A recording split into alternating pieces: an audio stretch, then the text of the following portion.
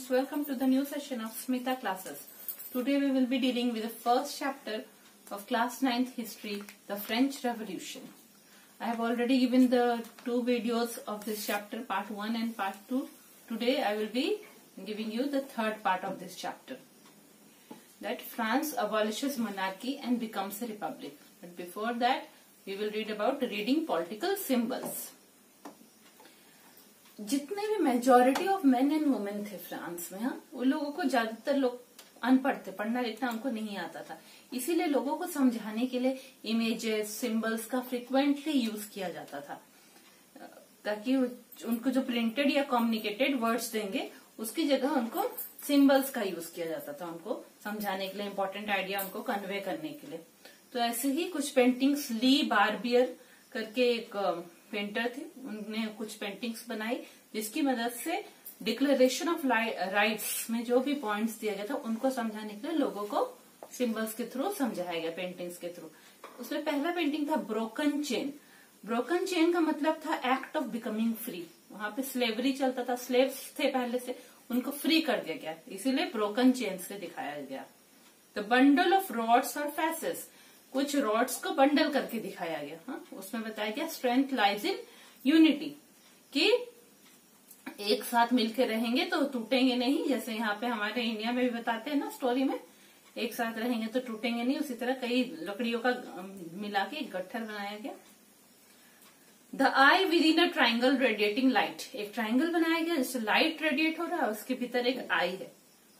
The all-seeing eye stands for knowledge. The rays of the sun will drive away the clouds of ignorance.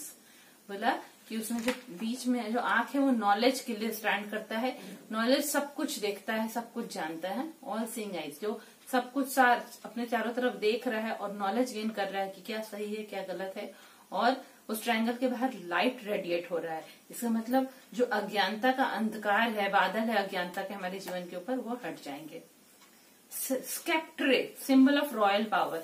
ठीक है, एक ऐसा एक instrument बना हुआ है जिसको राजा लोग ऐसे पकड़ के चलते थे वहां पे, उसको कहते हैं स्केप्ट्रे, जो दिखाता है कि ये राजा का पावर का है, हाँ, royal power. Snake biting its tail to form a ring, symbol of eternity. A ring has neither beginning nor end. एक सांप को दिखाया गया है जो कि अपने ही पूंछ को खा रहा है। इसका मतलब उसका वो एक रिंग बन रहा है, और रिंग हम लोग जानते हैं एक सर्कल का कोई ना बिगनिंग होता है ना एंड होता है, वो समय के अंत तक चलता रहता है। ठीक है, तो वही चीज दिखा रहा है, इंटर्निटी, एंड तक के लिए वो दिखाया जा रहा है। Red Phrygian cap, cap worn by a slave upon becoming free. Red colour का कैप है जो कि एक स्लेव जब फ्री हो जाएगा तब वह पहन सकता है। ब्लू व्हाइट रेड, हाँ, एक लेडी को दिखा रहा है जिसने ब्लू व्हाइट रेड कलर के कपड़े पहने हुए हैं, तो वो फ्रांस के नेशनल कलर्स को दिखा रहा है। The winged women, personification of the law. हाँ, एक परी जैसी औरत को दिखाया जा रहा है जिसके दो दो पंख है ना, तो उसको बता रहा है कि जो लॉ बना फ्रांस में पर्सोनिफिकेशन हो गया, हर एक पर्सन के लिए वो लागू होगा वो लॉ, हाँ, equal for all. The law tablet, the law is the same for all and all are equal before it. एक देखिए, पहले के समय में टैबलेट होता था, मिट्टी का ऐसा स्क्वायर होता था जिसपे लोग लिखते थे, तो उसी टाइप का, मिट्टी का तो नहीं, स्ट्रॉन्ग कोई चीज का, सीमेंट का, कि किसी चीज का बना हुआ है, उसपे पूरा लिखा हुआ है, लॉ लिखा हुआ है, वो दिखाता है कि ये लॉ सबके लिए है और इक्वल फॉर लॉ के सामने सब लोग इक्वल है। ठीक है, अब आ जाता है France अबॉलिशेस monarchy and becomes a Republic. France में जो उस सिचुएशन बहुत ही टेंस रह रहा था। लुइस 16 ने कॉन्स्टिट्यूशन साइन कर लिया था, हाँ, ठीक है, उन्होंने मान लिया था कि हाँ नेशनल असेंबली का फॉर्मेशन हो गया है, और कॉन्स्टिट्यूशन को भी उन्होंने मान लिया था, साइन कर दिया था, पर वह चुपके से किंग ऑफ प्रूशिया के साथ क्या किए, नेगोशिएशंस कर लिए। ठीक है, और दूसरे कंट्रीज जो आसपास की कंट्री थे वो लोग भी बहुत वरीड थे कि फ्रांस में इतना डेवलपमेंट हो रहा है, कहीं ये सब का असर हमारे यहाँ भी पड़ा, हमारा राजा का रूल भी खत्म हो गया। तो इसीलिए वो लोगों ने किंग लुइस के साथ प्लानिंग किया कि वो अपने सेना भेजेंगे फ्रांस में, हाँ, और जो भी विद्रोह हो रहा है नागरिकों द्वारा उसको कुचलेंगे, उसको दबाएंगे। ठीक है, वो लोगों ने प्लान किया था जो भी विद्रोह हो रहा है उसको रोकने के लिए। कब? समर 1789 में।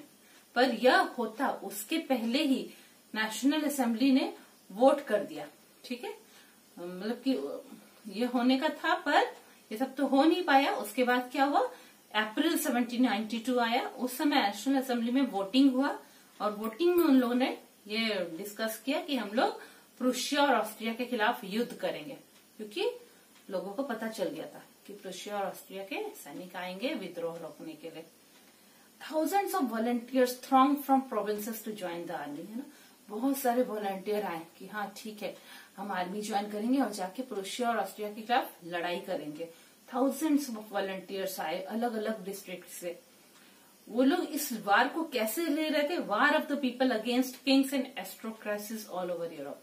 वो लोग बोल रहे थे ये जो हम लोग लड़ाई करेंगे प्रूशिया और ऑस्ट्रिया के खिलाफ, ये ऑर्डिनरी जनता की लड़ाई है, राजा और राज्य के अधिकारियों के खिलाफ ये लड़ाई है। उन लोग उसमें देशभक्ति के भी गाने गा रहे थे। उस देशभक्ति का गाना का एक नाम था मार्सिलेस। हाँ, उसको पोएट रॉजेट डी एल इसले ने बनाया था मार्सिलेस। पहली बार जो वॉलंटियर्स मार्सिलाइस से आए थे, हाँ, मार्सिलाइस एक जगह है वहां से आए थे और पेरिस में आए थे, उन लोगों ने ये गाना पहली बार गाया मार्सिलेस, इसलिए इसका नाम पड़ा। और अभी मार्सिलेस नेशनल एंथम है फ्रांस का। तो ये जो क्रांतिकारी वार हुआ, इससे क्या हुआ, लोगों को लॉस भी बहुत हुआ, इकोनॉमिक डिफिकल्टीज भी कंट्री में आया। मेन लोग कहाँ थे, पुरुष जितने थे वो वार फ्रंट पे जाके लड़ाई कर रहे थे, जबकि वुमेन लोग घर पे रह गई थी। उनको अर्निंग भी करना है घर चलाने के लिए और अपने फैमिलीज को भी देखना है। बहुत सारे population, majority of population convince हो गए थे कि रेवोल्यूशन को आगे भी बढ़ाना है, इस क्रांति को आगे भी बढ़ाते रहना है, लड़ाई चलते रहे। हाँ? क्यों? क्योंकि 1791 का जो कॉन्स्टिट्यूशन बना इन लोगों का, उसने ज्यादातर पॉलिटिकल राइट्स सारे रिचर पीपल को दे दिया था। हाँ, नॉर्मल पब्लिक के हाथ में पॉलिटिकल राइट्स आया नहीं था। इसीलिए लोग आपस में बातें करते थे कि क्या ये क्रांति को बढ़ाना है कि नहीं। तो political clubs important railing point बन गया, जहाँ पे लोग बैठ के डिस्कस करते थे। जो चाहते थे डिस्कस करते थे गवर्नमेंट के प्लान पॉलिसीज के बारे में, और अपना से इन लोग की तरफ से, ऑर्डिनरी नागरिक की तरफ से क्या एक्शन लिया जाएगा उसके बारे में डिस्कस करते थे। इनमें से बहुत सारे क्लब्स बने, क्लब्स का अलग अलग नाम भी हुआ। इनमें से सबसे सक्सेसफुल क्लब क्या था, जैकोबिन्स था। क्यों? क्योंकि पेरिस में एक सेंट जैकोब एक थे, उन्होंने अपना एक कॉन्वेंट किया था, है ना। कॉन्वेंट में लोग रहते हैं ना, मॉन्क्स नन्स सब लोग रहते हैं लोक सेवा के लिए। तो उनके कॉन्वेंट, सेंट जैकोब का एक कॉन्वेंट था, वहां से ये नाम आया जैकोबिन्स। और इस पूरे पीरियड में वुमेन भी बहुत एक्टिव थी। इस पीरियड में उन लोगों ने भी अपना अपना क्लब्स बनाया था। तो जैकोबिन्स के मेंबर ज्यादातर कौन लोग थे, जो less prosperous people of the society थे, जो ज्यादा रिच नहीं थे सोसाइटी के, वो लोग जैकोबिन्स के मेंबर थे।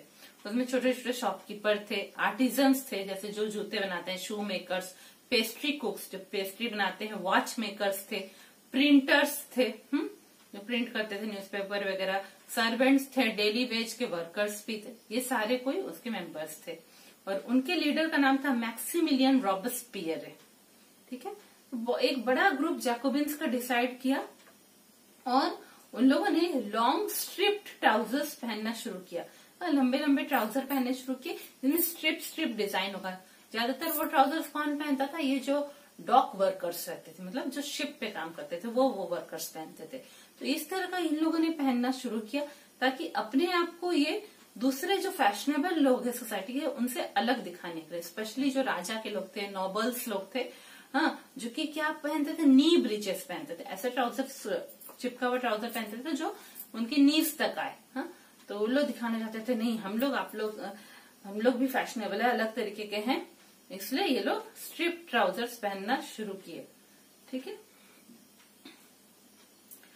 इसी तरह क्यों ये अपने आप को अलग दिखाना चाहते थे, इसका मतलब ये बताना चाहते थे कि अब आप लोग का नोबल लोग का पावर अब खत्म हो रहा है। हाँ? आप लोग जो ये नी ब्रीचेस पहनते थे और अपना पावर दिखाते थे, वो पावर अब खत्म हो रहा है। जैकोबिन्स का नाम सैंस क्लूटेस भी पड़ा। सैंस क्लूटेस का मतलब है वो जो नी ब्रीचेस नहीं पहनते हैं।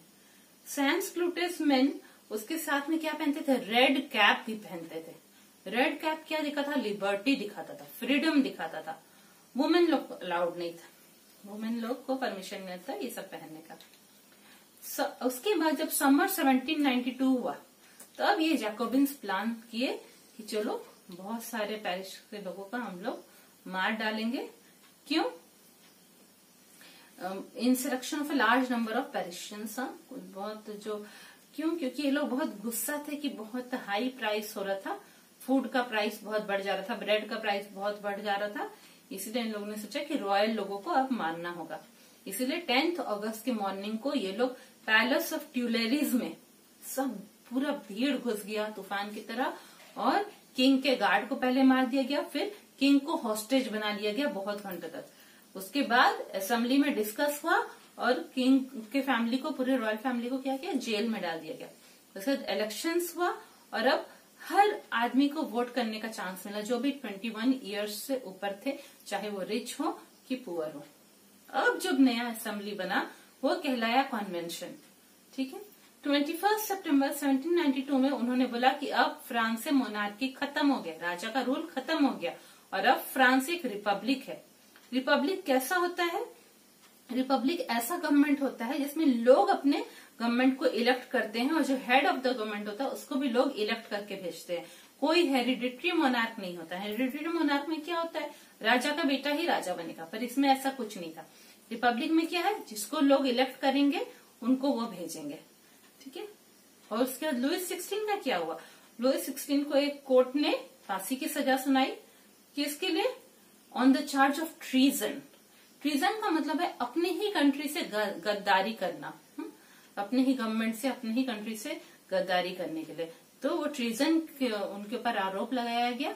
क्यों ट्रीजन का आरोप लगा? क्योंकि उन्होंने किंग ऑफ प्रोशिया के साथ डिस्कस करके उनसे डिस्कस कर लिया था कि तुम अपने आर्मी भेजो और हमारे कंट्री पे अटैक करो, हमारे कंट्रीमैन के ऊपर। ठीक है, ताकि विद्रोह को दबाया जा सके। इसीलिए इसी ट्रीजन के लिए उनको फांसी की सजा सुनाई गई।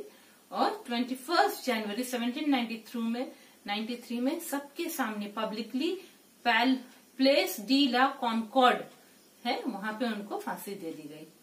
क्वीन मैरी एंटोनेट जो थी उनको भी कुछ समय बाद ऐसे ही हुआ उनके साथ भी। अब है रेन ऑफ टेरर।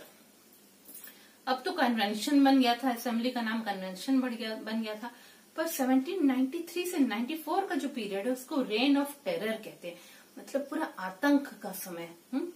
उनका जो हेड था, जैकोबिन्स का हेड था रॉबेस्पियर, उसने एक पॉलिसी बनाया जिसमें सीवियर कंट्रोल और पनिशमेंट का पॉलिसी था उसका। उसने कहा कि जो लोग भी उसे लगते हैं कि रिपब्लिक के एनिमीज हैं, जैसे एक्स नोबल्स, मतलब जो पहले नोबल्स थे, क्लर्जी जो चर्च के लोग थे, या दूसरे अलग पॉलिटिकल पार्टी के लोग थे, या उसके अपने ही पार्टी के वो लोग जो उसके मेथड्स को सही नहीं मानते थे, डिसएग्री करते थे, उन सबको अरेस्ट कर लिया जाता था, जेल में डाला जाता था और उन सबके खिलाफ केस चलाया जाता था। रेवोल्यूशनरी ट्रिब्यूनल, एक रेवोल्यूशनरी ट्रिब्यूनल माने कुछ जजेस का एक ग्रुप बनाया गया था जो कि क्रांतिकारी अदालत कहा जाए, उसमें उन सबके खिलाफ केस चलाया जाता था। और अगर कोर्ट उनको गिल्टी पाता, उनको पाता कि हाँ इन्होंने ये गलती की है, तो उन सबको गुलिटिन्ड कर दिया जाता था। अब गुलिटिन्ड क्या होता है? ये एक तरह का डिवाइस था, एक इंस्ट्रूमेंट था जिसमें 2 पोल्स थे, दो पोल्स थे और एक ब्लेड था, जिससे एक ब्लेड लगा था, 2 पोल्स थे, एक 2 तरह का एंड था उसका, एक ब्लेड लगा था, ब्लेड से आदमी का गला काट दिया जाता था। किसके नाम पे पड़ा? डॉक्टर गुलिटिन, जिसने इसको इन्वेंट किया था, उनके नाम पे पड़ा। ठीक है, रॉबेस्पियर का गवर्नमेंट बहुत सारा लॉ इश्यू किया, placing A maximum ceiling on wages and prices. ठीक है, कि वेजेस कितना बढ़ सकता है, कितना दूर तक, उसके ऊपर उन्होंने एक लॉ पास किया। प्राइसेस के ऊपर भी कि कोई भी कमोडिटी, कोई भी खाने का चीज हो कि कुछ से भी चीज का प्राइस कितना से ज्यादा बढ़ सकता है, उससे ज्यादा नहीं बढ़ सकता। मीट एंड ब्रेड वर राशनड, लोगों को मीट और ब्रेड का प्राइस बहुत बढ़ता था, उससे बहुत गुस्सा आता था, इसको राशन कर दिया गया, माने उसको बहुत ही कम रेट्स में लोगों को दिया जाने लगा, जैसे कि राशन की दुकान में दिया जाता है। Peasants were forced to transport their grain to the cities and sell it at a prices fixed by the government. उसने क्या किया, जितने भी फूड ग्रेन्स थे उसका प्राइस को भी फिक्स कर दिया, है ना, कि हाँ चावल आप इतने ही रुपए किलो बेचेंगे, बाजरा आप इतने ही रुपए किलो बेचेंगे, ऐसे करके उन्होंने फिक्स कर दिया। और पीजेंट्स उतने प्राइस में बेचना नहीं चाहते थे, पर उनको फोर्स किया जाता था कि नहीं, तुम आओ, सिटी में आओ और अपना जो प्रोड्यूस है उसको उतने ही प्राइस में बेचो, ठीक है। और वहां थोड़ा एक महंगा व्हाइट फ्लोर होता था, ठीक है। अगर हम लोग सोचेंगे, हम लोग को लगता है कि शायद मैदा होता होगा, कुछ ऐसा आटा होता था जो बहुत महंगा होता था, उसको यूज करना पूरा उन्होंने बैन कर दिया। बोला कि वो महंगा वाला व्हाइट ब्रेड कोई नहीं यूज करेगा, सारे सिटीजन्स को जो है सिंपल ब्रेड खाना पड़ेगा, ठीक है। जिसको कि पेन डी गैलाइट वो लोग बोलते थे, क्योंकि होल व्हीट से बना रहता था। व्हीट होता है ना जिससे हम लोग रोटियां जिसकी बनाते हैं, तो वैसे होल व्हीट से बना हुआ जो ब्रेड था उसको खाना होगा। इसी तरह इक्वालिटी को लाने की कोशिश की थी, इक्वालिटी को प्रैक्टिस करने की कैसे through forms of speech and address, भाषण देके लोगों को बता के इक्वालिटी लाने का कोशिश किया गया। अब क्या था, पहले क्या कहते थे, जो सर थे उनको मॉन्सोर कहते थे और मैडम को मैडेम कहते थे, हा? पर अब बोला गया अब जितने भी फ्रेंच मैन और वुमेन है उनको सिटोयन एंड सिटोयेनी कहा जाएगा, ठीक है। सिटोयेनी का मतलब सिटीजन्स थे और सिटोयन मैन और वुमेन को कहा जाएगा। चर्च सबको बंद कर दिया गया, उनके बिल्डिंग सबको बैरक्स या ऑफिस बना दिया गया। ऑफिस बना दिया गया, बैरक्स क्या होता है, जहाँ पे आर्मी के लोग रहते हैं, अपना बंकर वगैरह बना के रखते हैं, जहाँ पे वो अपना सारा गोला बारूद जो भी रखेंगे, बैरक्स बना दिया। Robespierre pursued his policies so relentlessly that even his supporters began to demand moderation. उसने जो अपना रूल्स बनाया उसको इतना स्ट्रिक्टली उसने लागू किया कि जरा से लोग उसको डिसएग्री करते थे तो उनको वो गुलेटिन कर दे रहा था, तो लोग एकदम परेशान हो गए। और जो उसके अपने सपोर्टर्स थे वो लोग बोले कि नहीं, थोड़ा रिलैक्स करिए, आपका रूल्स थोड़ा मॉडरेट करिए। लोग उससे परेशान हो गए। फाइनली उसको जो है जुलाई 1794 में उसको एक कोर्ट ने सजा सुनाई, अरेस्ट किया और नेक्स्ट डे उसको भी गुलेटिन कर दिया गया। तो इस तरह रॉबेस्पियर का जो आतंक का समय था, रेन ऑफ टेरर, वो खत्म हो गया। अब फ्रांस में कैसा रूल आया, ए directory rules France. Jacobian government गिर चुका था और जो मिडिल क्लास के वेल्दी लोग थे, थर्ड स्टेट में मिडिल क्लास के भी वेल्दी लोग थे ना, उन लोगों ने पावर कंट्रोल कर लिया। नया कॉन्स्टिट्यूशन फिर से इंट्रोड्यूस हुआ और फिर से पहले जो हो गया था, ये चांस मिल गया था कि सब लोग वोट देंगे, 21 ईयर्स से अबव के लोग, वो चांस फिर से छीन लिया गया।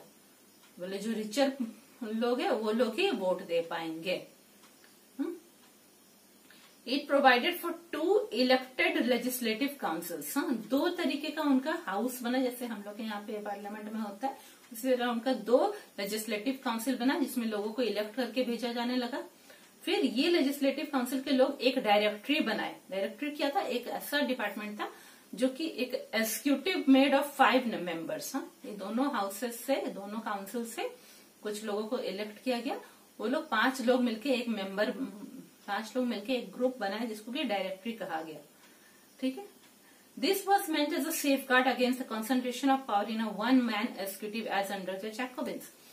उन लोगों ने देखा था कि जैकोबिन्स के रूल के समय रॉबेस्पियर एक सिंगल आदमी था जिसके हाथ में सारा पावर था, ठीक है। तो इस पावर वो लोग नहीं चाहते थे कि अब सिंगल आदमी के हाथ में सारा पावर रहे, इसीलिए 5 लोगों को मिलाकर डायरेक्टरी बनाया गया ताकि पावर डिवाइड हो जाए, ठीक है। पर कई बार क्या होता था, ये डायरेक्टर्स का जो लेजिस्लेटिव काउंसिल के मेंबर्स थे उनके साथ क्लैश हो जाता था। उनके व्यूज को ये लोग डिसमिस कर देते थे और डायरेक्टर्स के व्यूज को ये लोग डिसमिस करते थे। लेजिस्लेटिव काउंसिल के मेंबर लेजिस्लेटिव काउंसिल के मेंबर्स के व्यूज को वो डिसमिस कर देता था, ठीक है। तो इस तरह एक राजनीतिक अशांति थी, पॉलिटिकल इंस्टेबिलिटी हो रहा था, जिसके कारण लास्टली क्या हुआ, तानाशाह रूल हुआ, डिक्टेटर का रूल हुआ, मिलिट्री डिक्टेटर नेपोलियन बोनापार्टे का रूल हुआ। आगे आप लोग पढ़ेंगे उसके बारे में। ठीक, नेपोलियन बोनापार्टे ने कमान अपने हाथ में संभाल ली, ठीक है। तो ये सब जो चेंजेस हुआ in the form of government, idols of freedom of equality, ये जो भी तरह तरह का चेंज हुआ, गवर्नमेंट कैसे चेंज होगा, फ्रीडम का आइडिया क्या होना चाहिए, इक्वालिटी होना चाहिए कानून के सामने, लोगों को राइट होना चाहिए, राइट टू स्पीच, ये सब इंस्पायरिंग आइडियल्स थे, ये सब प्रेरणादायक आइडियाज थे लोगों के बीच में, जिसके कारण इस तरह का पॉलिटिकल क्रांति फ्रांस में होता रहा। उसके बाद रेस्ट ऑफ द यूरोप में भी, उस पूरे सेंचुरी में बाकी यूरोप के अलग अलग कंट्रीज में भी ये क्रांति चलता ही रहा, फ्रांस से प्रेरणा ले लेके यूरोप के बाकी कंट्रीज में भी ये क्रांति चलता रहा। ठीक है, तो आप लोग को ये वीडियो मुझे लगता है पसंद आया होगा। मैंने बहुत डिटेल से अच्छे से सब कुछ समझा दिया है। नेक्स्ट वीडियो में हम लोग करेंगे did women have a revolution, क्या वुमेन जो स्त्रियां थी उन्होंने भी क्रांति में भाग लिया, उन्होंने भी अपने राइट्स के लिए आवाज उठाई कि नहीं, ये बारे में हम लोग नेक्स्ट वीडियो में डिस्कस करेंगे। आप लोग सब मेरा ये थर्ड पार्ट जो है हिस्ट्री चैप्टर का अपने फ्रेंड्स लोग के साथ शेयर करिए और सुनिए, और जिन लोगों ने सब्सक्राइब नहीं किया वो जल्दी सब्सक्राइब कर दीजिए, ताकि जैसे ही फोर्थ पार्ट आए इस वीडियो का आप लोग को तुरंत पता चल जाए। इसी तरह मैंने सिविक्स क्लास 9 के फर्स्ट चैप्टर का भी वीडियो छोड़ा है, इकोनॉमिक्स का भी क्लास 9 के फर्स्ट चैप्टर का वीडियो छोड़ा है, आप लोग वो भी सुनिए और आप लोग उससे भी बेनिफिट पाइए। Thank you friends.